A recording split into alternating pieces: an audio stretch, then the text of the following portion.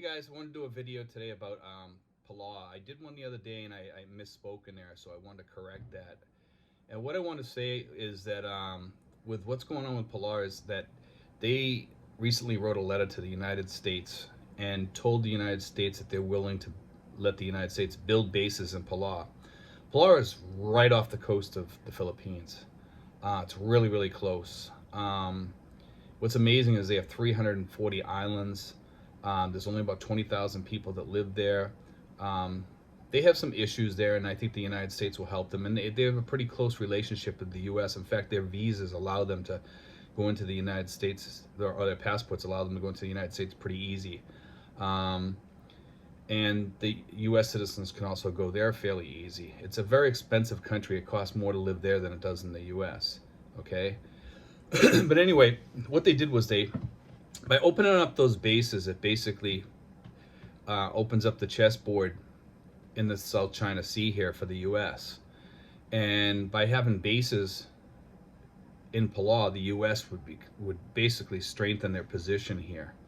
I think that just fixed everything basically, and I'm hoping that the United States does jump on this. Now, Palau is kind of a funny country because they've always sided with the United States.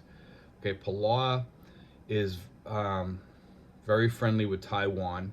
They believe that Taiwan is its own separate entity from China. And you know, the other thing is that with them doing this, it definitely will give them more protection from China, because there's some concerns about China probably going in there and wrecking their reefs or whatever, or bullying them next, which I'm not sure has happened or not. I think they are definitely concerned about that, the president, because of things that have happened with China with other islands. So I think what they're doing is they're kind of taking sides now and saying, all right, we're going to go with the United States. You know, I mean, they won World War II with the Allies, and they're going to win World War III. And it seems like we are on the brink of World War III, it seems like, because of China. How is it going to start? I think it'll start with possibly India and China. It could be that they bump into an American ship or something like that, or maybe fire a weapon at an American ship, or what have you.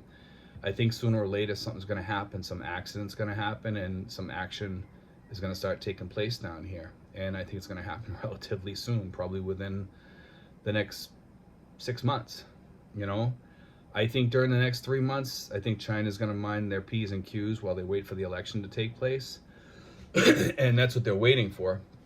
Because if Joe Biden gets in there, he's very weak. He's strategically weak, militarily weak. Trump has built up, the military to the place where they need to be for the world to be a safe place to live in. And by countering China, you're keeping the world a safe place.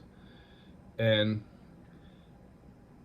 I think sooner or later what's going to happen is something's going to happen between India and China, most likely. It seems that way, that something's going to happen up there along the border.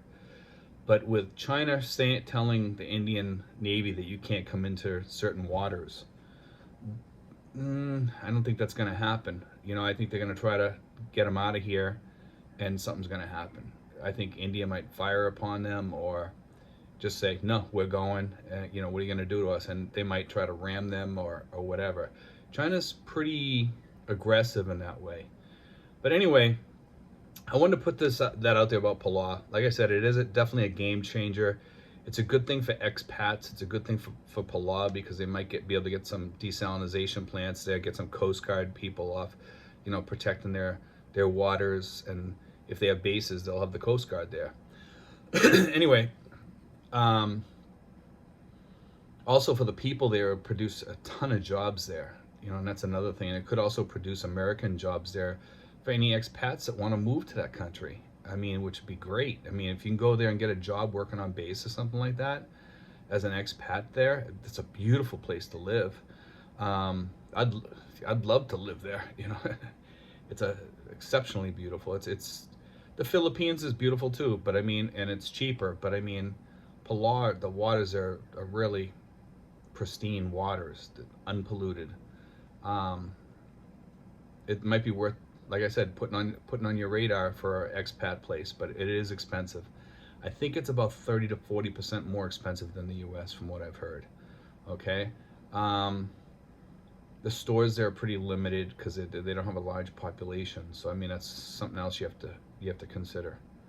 But anyway, guys, I just wanted to throw that out there and get it out there about Palau, because that's good news for U.S. expats in the South China Sea area. We'll see what happens. All right. God bless, guys.